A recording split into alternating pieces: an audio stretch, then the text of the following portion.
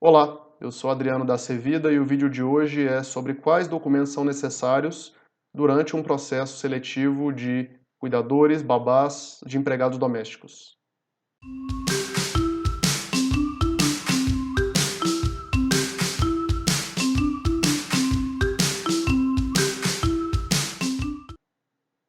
Essa dúvida é muito comum para pessoas que precisam de um empregado doméstico. Quais são as perguntas que devem ser feitas durante o processo seletivo? Bom, eu vou responder essa questão, mas a primeira orientação que eu gostaria de dar é que o mais importante durante o processo seletivo é que as coisas fiquem claras.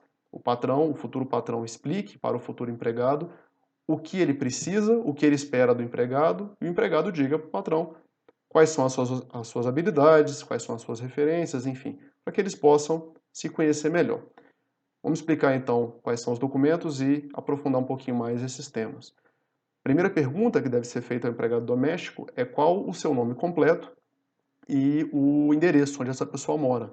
É para você ter uma noção do tempo do deslocamento, se ela consegue chegar no horário que é necessário ou não, ok? A segunda pergunta é qual a pretensão salarial da pessoa. É importante casar a pretensão salarial com o que o patrão está disposto a pagar, porque se isso não for casado, às vezes o emprego é até aceito no primeiro momento, mas o empregado trabalha insatisfeito e pode trabalhar procurando, já pensando num próximo emprego, quer dizer, não vai durar naquela função. A terceira pergunta, que é muito relevante, é qual o custo do vale transporte diário, porque esse custo vai ser arcado pelo patrão e isso tem que estar disponível financeiramente. Ok? Em algumas cidades existe sistema de integração, que é aquele cartão em que a pessoa pode pegar mais de um meio de transporte com uma única passagem. Nem sempre o empregado doméstico está ciente disso, então é importante orientar.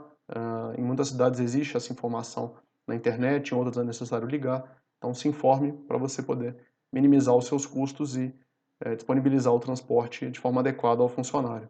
Ok? A quarta questão é com relação ao seu emprego anterior, ao emprego que a pessoa trabalhou anteriormente. Se ela tem carta de referência e principalmente o nome e o telefone dessa referência, para que o patrão possa ligar e confirmar aquelas informações, saber se a pessoa é assídua, se é confiável, enfim, se desenvolvia as atividades como esperado. Minha sugestão é que o processo seletivo comece num dia, pegue-se essas referências num segundo momento e somente em outro dia seja completo, para dar tempo de fazer essa checagem e também por outro motivo que é relevante, para testar o interesse do candidato na vaga. Ok? Se o candidato tem algum curso de aperfeiçoamento, curso de babá, curso de cuidador, curso de boas maneiras em ambiente doméstico, também é relevante e ele deve apresentar esse certificado se ele responder que sim. Bom, outra pergunta que é muito relevante, eu já coloquei sobre a carta de referência, mas ela não dispensa a necessidade de confirmar as referências. E a próxima pergunta, então, se o candidato aceita as tarefas, as atividades a serem desenvolvidas.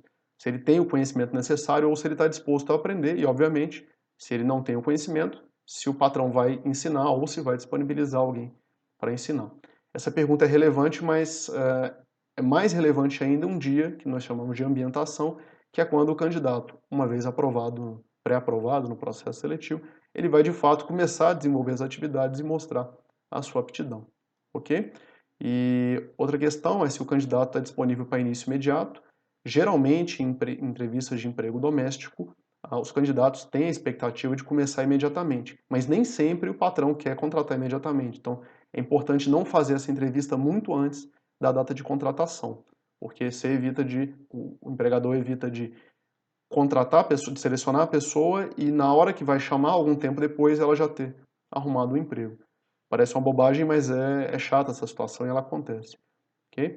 E no caso da admissão, quer dizer, a pessoa foi aprovada, de fato desenvolveu as atividades corretamente durante a ambientação, estes são os documentos que são necessários para fazer a admissão.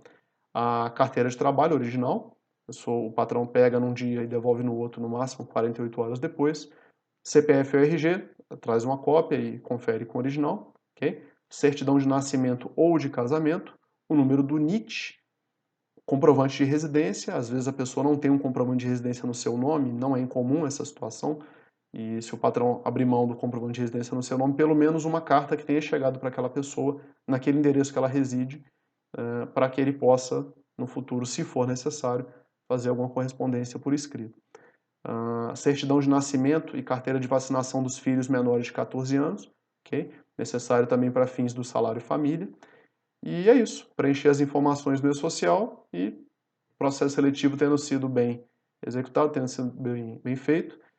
Espero que essa contratação seja boa, tanto para o patrão, seja interessante tanto para o patrão quanto para o empregado.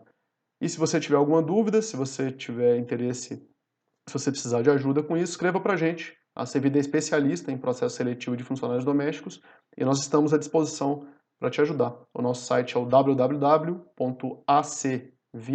a de árvore C de casa, vida.com.br.